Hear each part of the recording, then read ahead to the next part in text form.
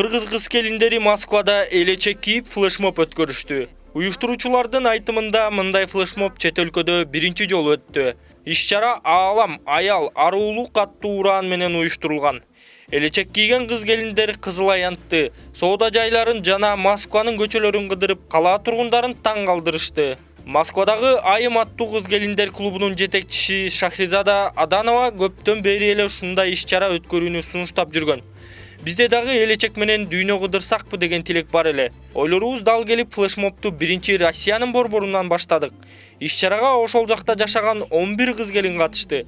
Негизги максатыбыз чет өлкөлүктөргө көз жоосун алган улуттук кийимибизди, баш кийимдерди көрсөтүү. Себеби аял заттын көркүн кийим ачат эмеспи деп билдирди уюштуруучулардын бири Айжан Акылбекова. Ал ошондой эле аталган флешмоб башка өлкөлөрдө да уланарын кошумчалады. Аялдын образы көзгө келет. Ак жоолук апаларыбыз, ак элечек кыргыз аял заты дүйнө жүзүнө үлгү көрсөтө алар элек.